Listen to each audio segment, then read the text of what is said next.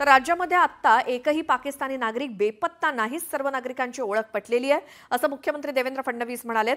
पहलगाम हल्ल्यानंतर केंद्र सरकारने देखील पाकिस्तानी नागरिकांना भारत सोडण्याचे आदेश दिलेत। दरम्यान राज्यात किती पाकिस्तानी लोक आहेत यामध्ये मुख्यमंत्री आणि उपमुख्यमंत्र्यांच्या विधानात तफावत आढळलेली आहे। त्यामुळे पाकिस्तानी नागरिकांवरनं सरकारमध्येच एकवाक्यता नाही का अशी चर्चा सुरू आहे।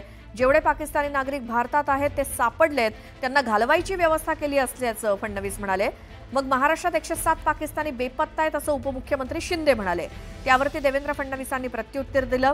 राज्य सरकारकडून पाकिस्तानी नागरिकांशी संवाद साधण्याचं काम सुरू आहे। एकही व्यक्ती सापडली नाही असं काही नाही, सर्वांची ओळख पटली असं फडणवीस म्हणाले।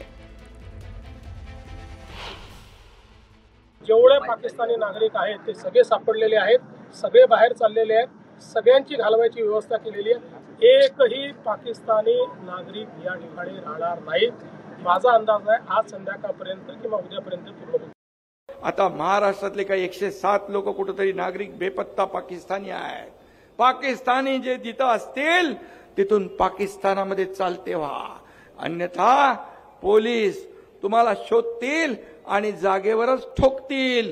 अशा प्रकारचं या ठिकाणी लोकांच्या मनामध्ये चीड निर्माण झाली आहे। एक्झॅक्ट आकडा जो आहे हा लवकरच पोलीस विभाग त्या ठिकाणी घोषित करेल।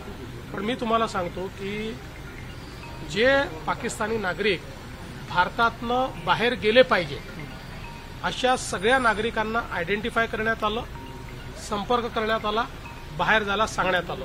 त्याचं ट्रॅकिंग चाललेलं आहे की ते कुठून जात आहेत, काय करतायत, त्याचं ट्रॅकिंग चाललेलं आहे। त्यामुळे त्याची आकडेवारी आपल्याला पूर्ण सांगितली जाईल। पण कोणीही म्हणजे केंद्र सरकारने सांगितलेल्या कॅटेगरीत बसणारा कोणीही नागरिक असा नाही की जो आम्हाला सापडलेला नाही।